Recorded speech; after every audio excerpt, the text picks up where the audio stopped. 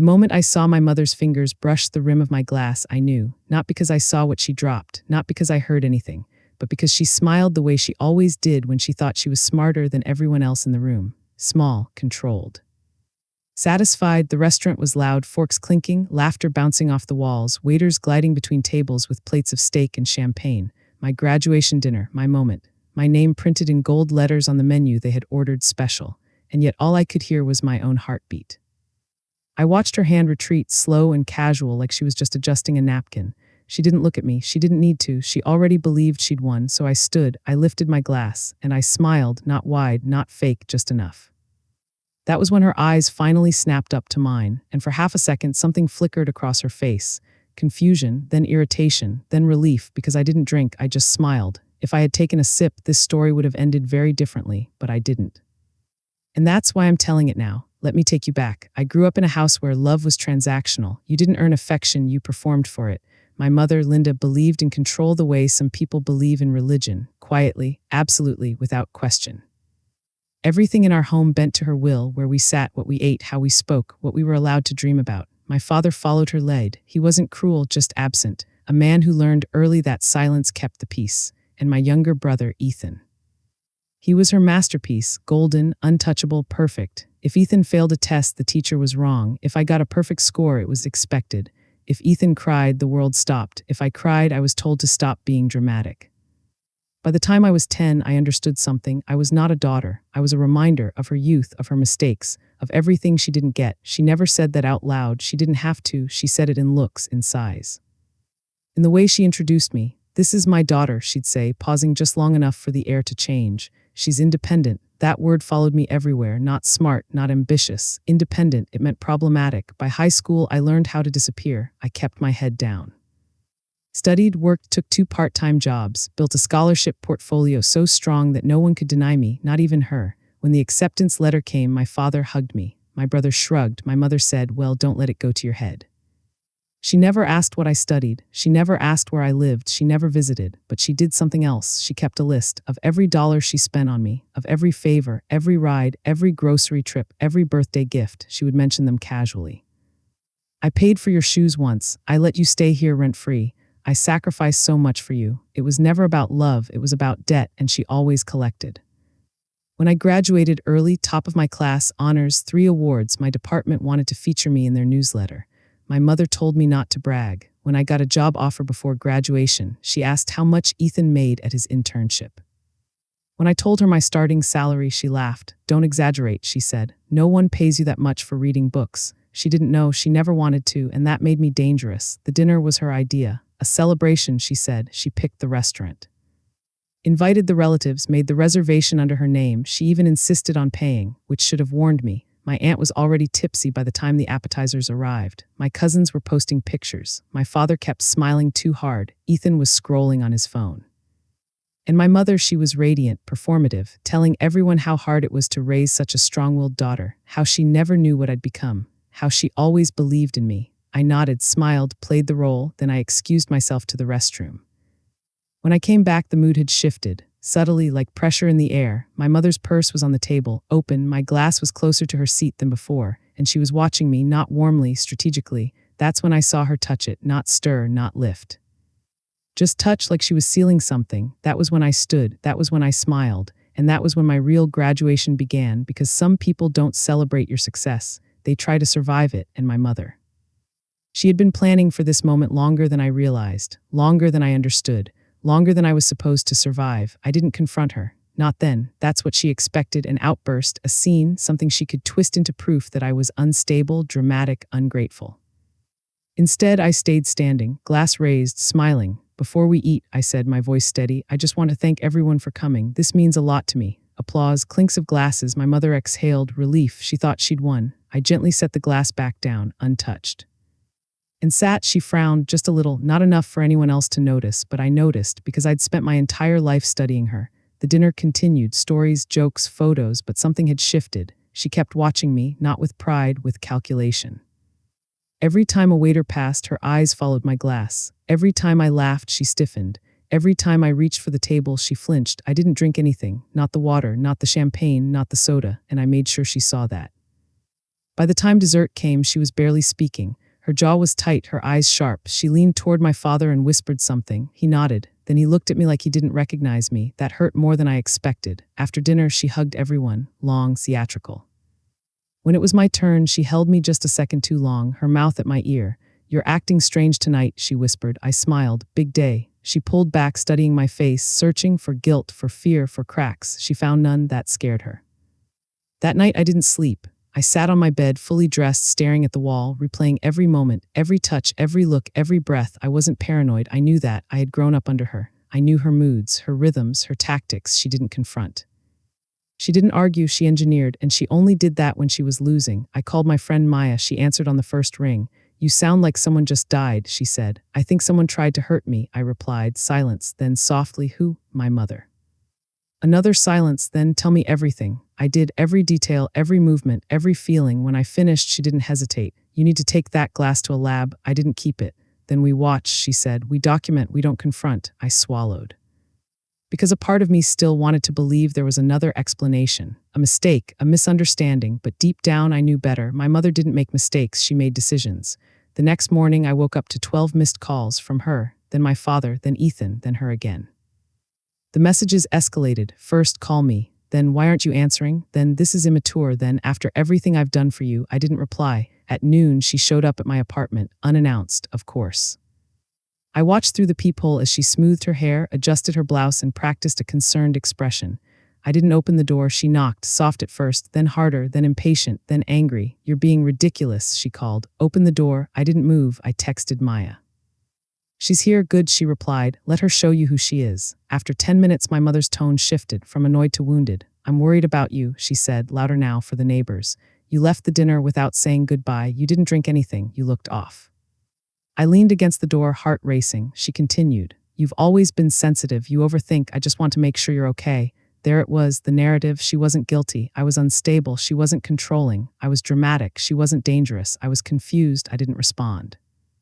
After 20 minutes, she left, but she didn't give up. She never did. Over the next week, she rewrote reality to everyone. She told my aunt I was depressed. She told my cousins I was having a breakdown. She told my father I was ungrateful and distant. She told Ethan I thought I was better than everyone, and she told me through voicemails that I was hurting her, that I was embarrassing her, that I was selfish, that I was cruel. She never once asked if I was okay. She never once asked why I didn't drink. Because she already knew, and she was terrified, which meant I was in danger, not physically, at least I hoped not, but socially, reputationally, emotionally. She was isolating me just like she always had, but this time I wasn't a child. This time I was watching, recording, saving. And for the first time in my life, I wasn't afraid of her. I was studying her and planning, because whatever she put in that glass wasn't the beginning, it was the escalation, and I was done being the quiet one. The hardest part was pretending nothing was wrong. I still went to family gatherings, still answered messages, still smiled, still said I'm fine, because my mother thrived on reaction, fear, resistance, emotion, so I gave her none. Instead, I watched, and slowly patterns emerged. She always struck through other people, never directly. She planted doubt, redirected concern. Framed narratives. If she couldn't control you, she controlled how others saw you. That had always been her real weapon, not cruelty, not yelling, control. 2 weeks after my graduation, my aunt called. "I'm worried about you," she said. My chest tightened. "Why?" I asked. She hesitated. "Your mom says you've been distant, that you're not sleeping, that you think people are plotting against you." I closed my eyes. There it was, the seed. "I think someone tampered with my drink," I said carefully. Silence. Then, "Oh, honey," sympathy, but not belief. My mother was already winning. I hung up, hands shaking, not from fear, but from clarity. This wasn't a misunderstanding. This was a campaign, and campaigns left trails. I met Maya that night. We sat in her car, engine off, windows fogged, talking quietly like criminals. "She's trying to make you look unstable," Maya said. "She's always done that," I replied, "but now it's strategic." Maya nodded, "Which means she's afraid." That thought stuck with me. My mother didn't feel guilt. She felt threat, and threats made her reckless, so I leaned into it.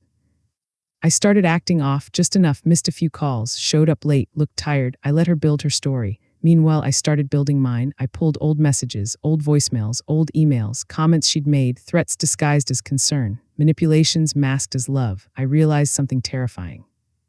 She'd been doing this my entire life, isolating me, controlling narratives, undermining my confidence, convincing me I was difficult, unstable, too sensitive, and I had believed her. Until now, I began journaling every interaction, dates, times, exact wording, tone, behavior. Because if she was rewriting me, I needed a record of the truth. 3 weeks later, she invited me to lunch, just us, private. I almost said no, but then I realized this was what she did when she thought she was winning. She always grew bold, I agreed. We met at a quiet cafe. She looked composed, soft, maternal, her performance. "How have you been?" she asked. I shrugged, tired. Her eyes sharpened. She leaned in. "You know, people are worried about you." I nodded. "Okay." She blinked, not the response she expected. "I've been defending you," she continued. "But it's getting harder." "Defending me against what?" I sipped my coffee. "I didn't ask you to." Her mouth tightened. "I'm your mother." There it was, ownership. "You're also the one telling people I'm losing my grip," I said. She froze.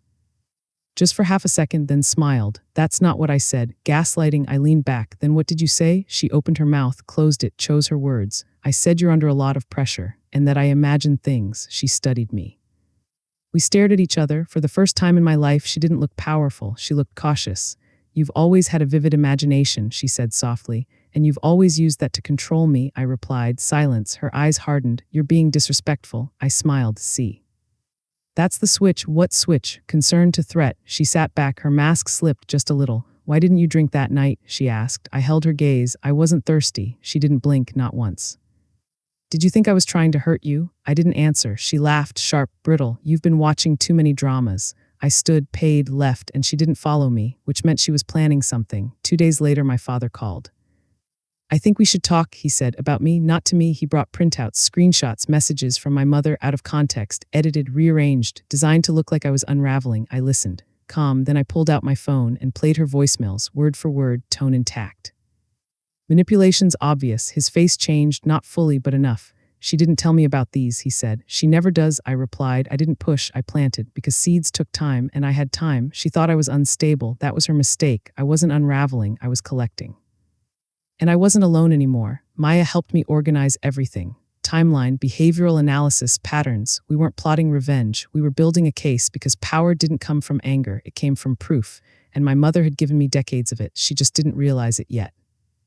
The thing about people like my mother is that they believe in control so deeply, they forget what it looks like to lose it.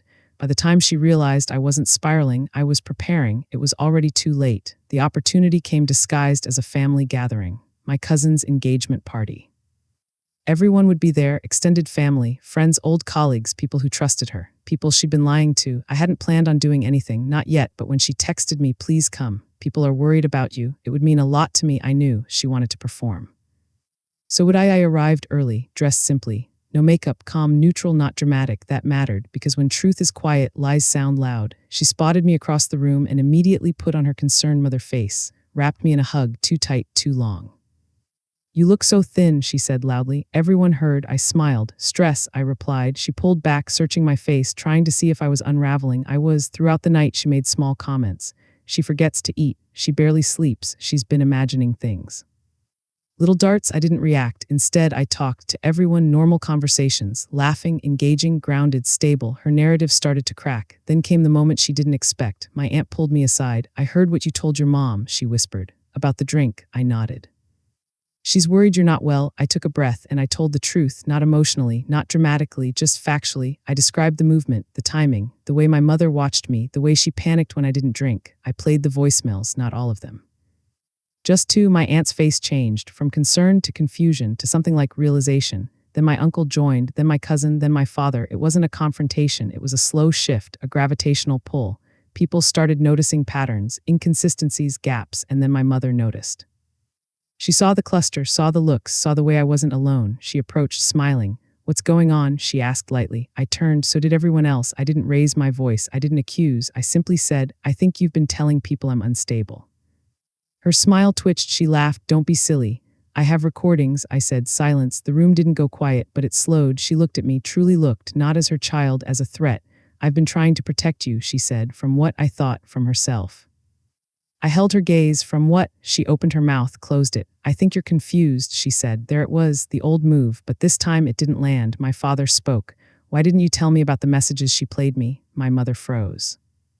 Just for a second, then, "Which messages?" The wrong answer. The cluster tightened. Someone asked, "What messages?" Another, "What recordings?" Her control slipped, not in a dramatic way, in a subtle one. Her voice sharpened. Her answers became clipped, defensive. She was losing, and she knew it. She pulled me aside, her nails dug into my arm. You're doing this on purpose, she hissed. I smiled. Quiet, you did this first. Her eyes flashed. You're going to regret this. I leaned in. So did you. Then I walked away, and for the first time.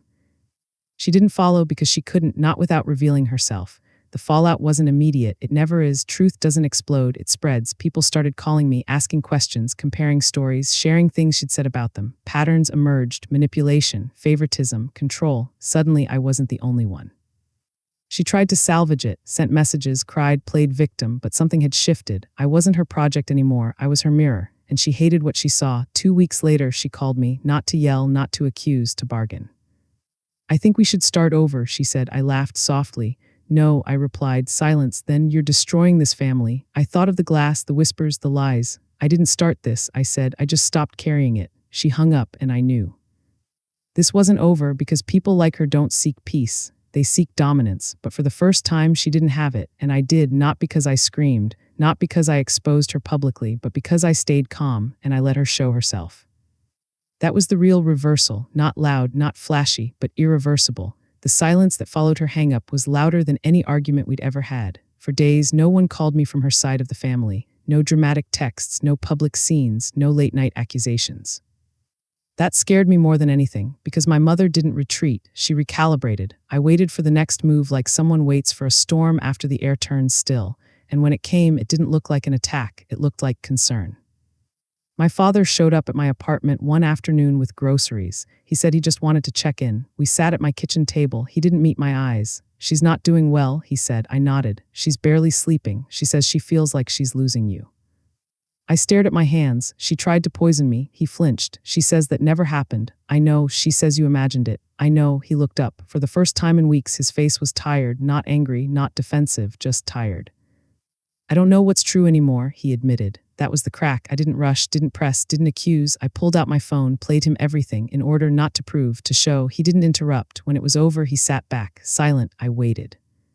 She's been doing this to you your whole life, hasn't she? He said. I swallowed. Yes, he nodded slowly, not in agreement, in grief. That's when I understood something I hadn't before. Justice doesn't always look like punishment. Sometimes it looks like recognition, and sometimes that's enough. The shift in the family wasn't dramatic, it was subtle. People stopped repeating her words, stopped checking in on me like I was fragile, started asking me how I was, actually listening. She noticed, and it drove her insane. She texted, then called. Then left voicemails that went from apologetic to angry to pleading. You're tearing me apart. You're humiliating me. I gave you everything. She never said, I'm sorry, not once, because for her, being sorry meant being wrong, and she could never be wrong. One night she showed up again. I didn't open the door. She didn't knock. She just stood there and talked to herself, to me, to the hallway. I don't know what I did to deserve this, she said. You've always been difficult. There was always something off about you. I leaned against the door, heart steady, not pounding, not breaking, just steady. She wasn't hurting me anymore. She was revealing herself to herself. Eventually she left, and something inside me finally let go. Months passed. Life didn't become perfect, but it became quiet, peaceful. I stopped waiting for her reactions, stopped editing myself, stopped apologizing for existing. I started therapy, not to fix myself, to understand what had been done to me, and to make sure I never became her. That mattered more than revenge. Then came the call I didn't expect. From my aunt, she's telling people you abandoned her, she said. I smiled. She can tell them whatever she wants. But I told them what really happened. That was it, not fireworks, not confrontation, just choice, people choosing, and most of them didn't choose her. She lost her power slowly, organically, no dramatic downfall, no public humiliation, just irrelevance. And that was the thing she feared most, not being hated, being unnecessary. A year later, I went back to that same restaurant, same table, same lighting. I ordered the same drink. I watched the waiter set it down. I picked it up and I drank it, not because I was brave, but because I was free. I thought about that night, about how I stood smiling while my world quietly cracked open, not from fear, from clarity. That was the moment everything changed, not when she slipped something into my glass, but when I realized I didn't owe her my silence, I didn't owe her my confusion, and I didn't owe her my loyalty. Love doesn't manipulate, love doesn't rewrite, love doesn't poison physically or emotionally.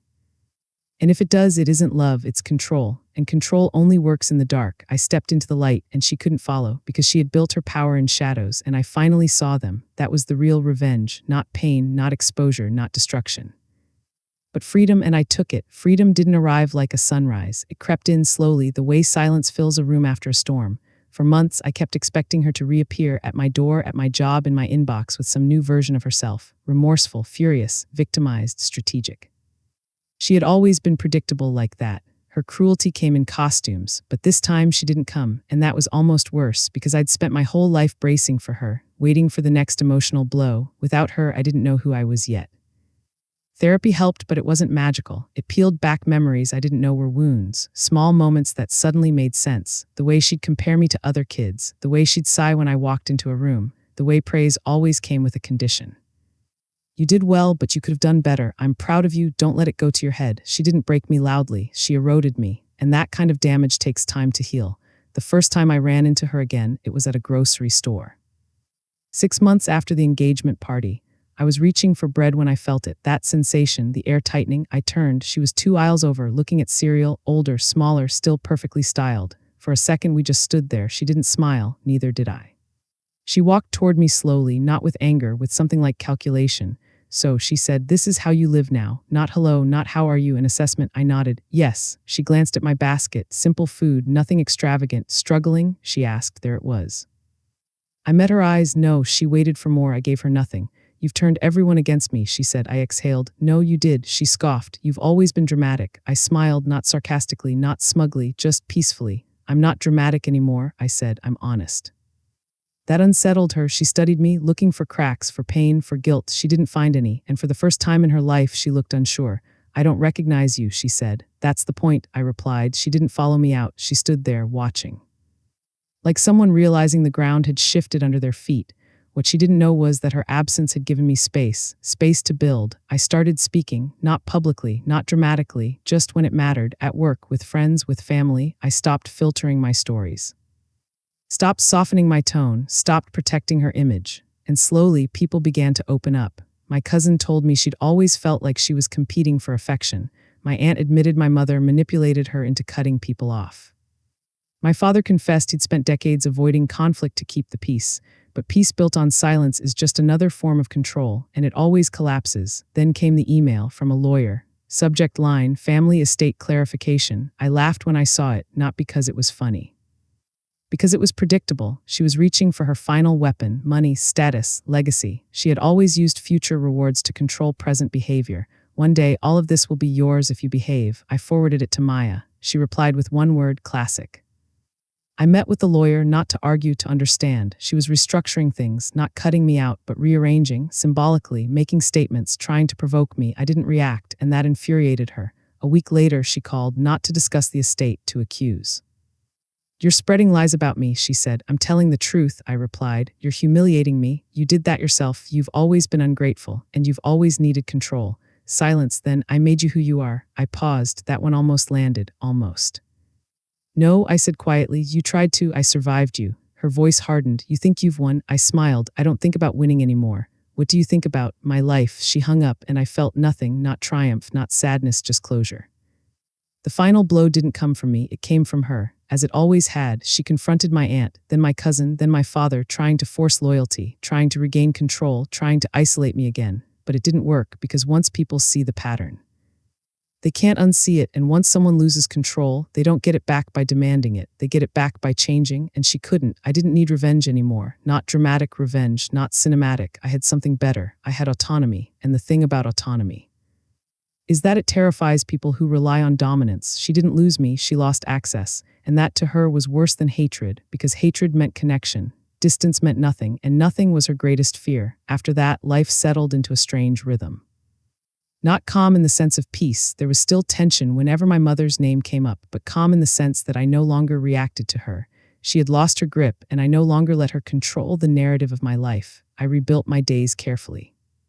Work, friends, therapy, hobbies I had abandoned as a child. Every decision, every action was mine, and it was liberating in a way I hadn't imagined. Freedom wasn't just not being manipulated, it was finally trusting myself again. Every so often, I'd get messages from her, short, clipped, accusatory. Sometimes sorrowful. "I just want a relationship with you. Why are you doing this?" I didn't respond. I didn't need to. I wasn't closing doors. She had already slammed them herself with her actions. The first big test came when my mother tried to insert herself into a work event. A charity gala. I had been invited for a professional recognition award, my own achievement. Naturally, she called several colleagues to check if I was okay. I smiled quietly when the emails started landing. I didn't panic, I didn't explain. I let them read the facts, my accomplishments, my responsibilities, my presence. She tried to twist it into I was ignoring her guidance, but I had documented everything. Every interaction, every voicemail, every lie she had spun over the years. When she arrived at the event unannounced, I saw her. She paused at the doorway, not a smile this time, no performance, only a cold calculation. She knew I was untouchable in that room. She scanned faces, saw supportive colleagues, mentors, friends, and realized no one else would do her bidding anymore. I approached her quietly, calm, steady, not confrontational. "Hello, Mother," I said. Her lips twitched, nothing more. I didn't argue. I didn't apologize. I didn't give her the satisfaction of a scene. I just moved through the room, acknowledged the people who mattered to me, and let her presence fade into the background. By the end of the evening, she left, alone. No dramatic exit, no last-minute plea, nothing, just her own shadow trailing behind her. And in that quiet, I felt a truth I hadn't fully embraced before. Liberation isn't loud. It doesn't require fireworks or vengeance. Liberation is quiet, steady. It's living life on your own terms while the person who tried to define you discovers they have no hold. I began to notice subtle changes in my family. My father was more honest, more present. He admitted small things he had let slide for decades, words he hadn't said, stories he hadn't corrected. My brother, Ethan, cautiously reached out without prompting. He wanted connection, not rivalry. And my extended family, they began to witness the truth, quietly piecing it together themselves. Even my mother, in her own way, began to realize the futility. She tried for months to regain influence, small jabs and emails, questioning my life choices, casual reminders of her authority. Each attempt crumbled silently. Every reaction I refused to give her became another nail in her illusion of power. I think she understood, finally, that control isn't taken, it's given, and no amount of manipulation could make me hand it over again. One night, after a particularly long week of reflection, I found myself revisiting the memory of my graduation dinner. The glass, the smile, the calm. I realized that moment had been the true beginning of my liberation. I had chosen observation over reaction. I had chosen patience over impulse, and from that moment onward, my life belonged to me alone. By this point, the emotional tension had shifted entirely. My mother's words no longer held weight. Her gestures were inconsequential. I moved forward with a quiet confidence she could neither anticipate nor influence. Every opportunity, every success I achieved was mine to own, and importantly, mine to enjoy without her shadow looming over it. The people who once doubted me or hesitated to trust me because of her influence began to see me clearly. Colleagues, friends, even extended family members. One by one, they aligned themselves with reality instead of narrative. And as that happened, my sense of self solidified. What had once been a story dominated by fear and manipulation had now become a story of measured, deliberate reclamation. Not revenge for revenge's sake, but justice for my own life. And that, I realized, was far more powerful than any public exposure, any dramatic confrontation, or any act of cruelty. It was living fully without compromise, while the person who tried to control me realized they no longer had the tools to do so. Even after months of steady control over my own life, there were remnants of her influence I hadn't noticed. Little pieces of manipulation embedded so deeply I hadn't realized their effect until I looked back. Old friends who had drifted away, vague accusations in conversations, subtle digs in casual emails. These were all part of the architecture she had built around me, brick by brick, over decades. It wasn't enough to simply live freely. I needed to untangle these threads. I began revisiting old communications, carefully reading letters, texts, and emails from years ago. Patterns emerged, small, consistent efforts to undermine my confidence, to rewrite events in her favor, to ensure everyone around me saw me as emotional or unstable. What struck me most was how meticulous she had been. Every incident, every perceived slight had a narrative she controlled. And for years, I had accepted it as reality because I was too young, too unprepared, too conditioned to doubt myself. The realization fueled something deeper than anger. It wasn't about revenge anymore. It was about reclaiming the full truth. And the truth, once revealed, would not only free me, but also dismantle the illusions she had built around her power. I started carefully reaching out to people she had manipulated. Cousins, aunts, family, friends. At first, they were skeptical, conditioned to trust her narrative. But as I calmly presented my side, fact by fact, evidence by evidence, the pattern became undeniable. They had seen fragments of this story over the years, but hadn't connected the dots. Voicemails, screenshots, timelines, I showed them everything. The responses were subtle at first, a questioning glance, a hesitant nod. Then the stories began to surface. I remember she said the same thing to me, a cousin admitted. I thought I misheard, an aunt said. Bit by bit, the walls she had built started to crumble, and she was still unaware of how precarious her position had become. The next family gathering was a quiet turning point. It wasn't a confrontation, it was a revelation. She arrived, confident, radiant, expecting admiration, fear, or submission. She had no idea that I had quietly spent months rebuilding the story that defined reality. I spoke first, not in anger, not in accusation. Just facts. This is what happened, I said. This is what was said. This is how it affected me, and this is what I want for my life moving forward. The room listened, not to me alone, but to the evidence. Screenshots, voicemails, timelines, patterns carefully laid out. Each piece made the story coherent, undeniable. For the first time, she wasn't in control of the narrative. Everyone could see clearly what had happened. Everyone could see the strategy, the manipulation, the cruelty. Her face shifted, a flicker of fear, then anger, then a tight, brittle smile. She realized, perhaps for the first time, that power cannot exist where truth is transparent. She tried to interject, to charm, to redirect attention, but the room no longer obeyed her unspoken commands. Colleagues, cousins, aunts, even my father now responded based on reality, not her narrative. "You're misinterpreting things," she said sharply. "I'm not," I replied evenly. "I'm clarifying them." Her attempts to regain control failed. The more she pressed, the more isolated she became. I felt a strange sense of justice, not the thrill of public humiliation, but the deep satisfaction of truth finally prevailing. This was more powerful than any dramatic revenge. It was irrevocable because it didn't rely on theatrics. It relied on evidence, clarity, and calm persistence. By the end of the evening, her aura of invincibility had vanished. Not destroyed, it lingered like a shadow, but it no longer held weight.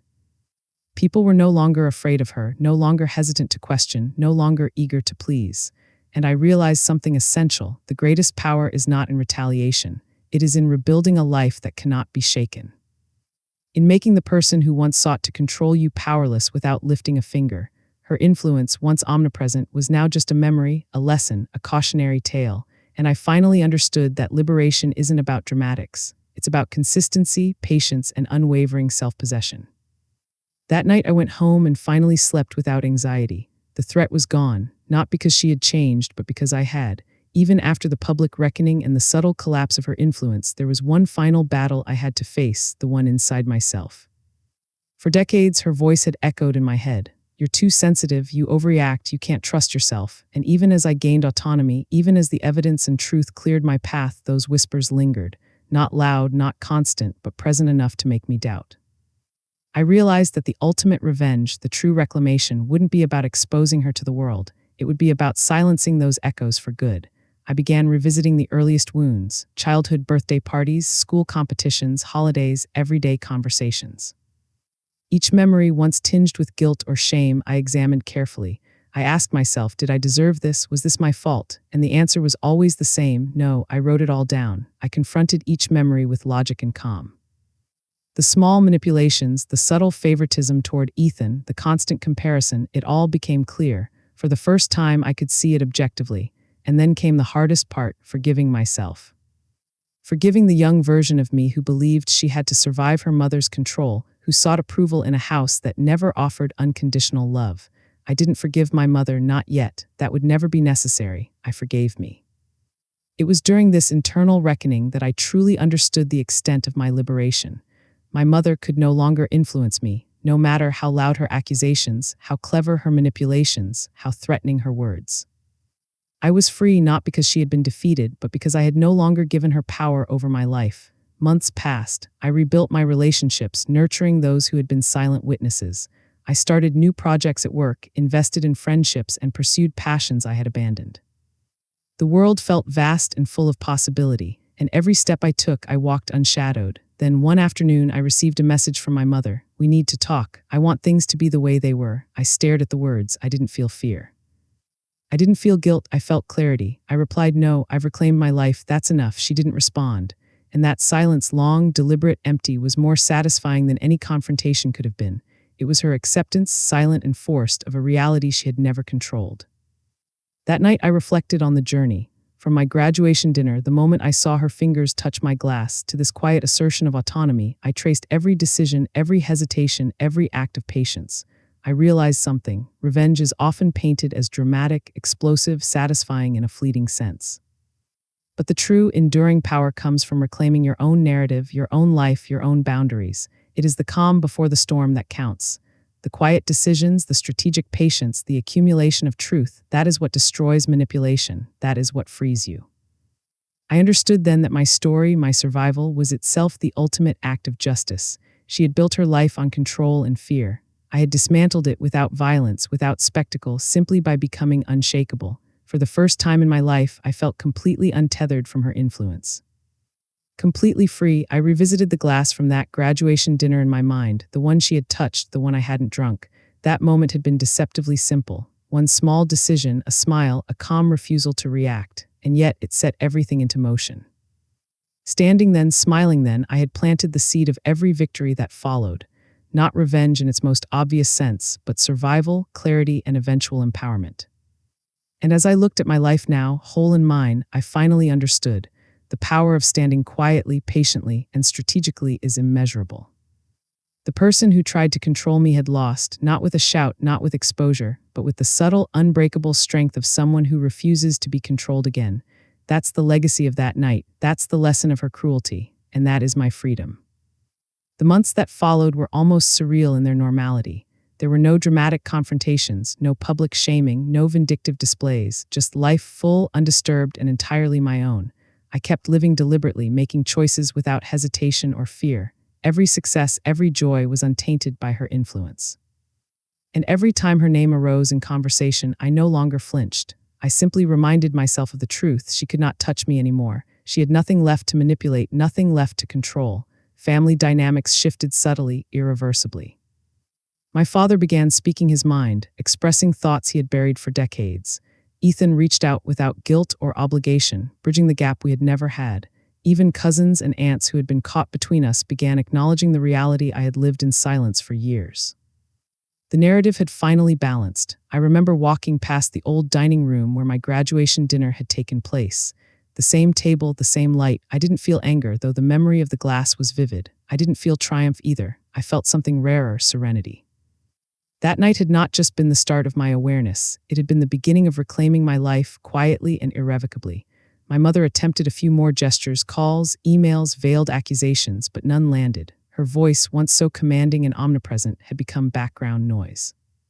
She realized in ways she could not admit that the person she had tried to manipulate into fear and obedience was no longer there. That person had been replaced by someone grounded, self-assured, and untouchable. Interestingly, the final victory was not in proving her wrong. It wasn't in confrontation or exposure. It was in the subtle shift, the invisible power of a life reclaimed. And in that shift, I found something extraordinary. A life lived without strings attached, without constant fear or second-guessing, was its own reward, more satisfying than revenge, more permanent than punishment. I no longer measured my life by her shadow. I measured it by mine, by what I could build, what I could love, and how I could exist authentically. Freedom, I realized, was the ultimate revenge, the ultimate justice. It did not require spectacle. It did not demand cruelty. It required only patience, clarity, and unwavering commitment to one's own truth. 1 year after that graduation dinner, I held my own small celebration, quiet, intimate, unremarkable in the eyes of anyone else. But for me, it was monumental. No glass tampered with, no hidden motives, no whispered lies. Just me, fully present, fully alive, fully free. I raised my glass, not in anger, not in revenge, but in acknowledgement, to the person I had been, to the person I had survived, and to the person I had become. I smiled, and this time the smile was unshakable. In the end, her cruelty, her manipulation, her obsession with control, it had defined my childhood, but it did not define my life. I reclaimed my story, piece by piece, truth by truth, until it was wholly mine. The person who once sought to dominate me discovered, quietly, painfully, that power over me was gone forever. And I realized something profound. The greatest revenge is not punishment. It is liberation. I am free, and nothing and no one can ever take that away.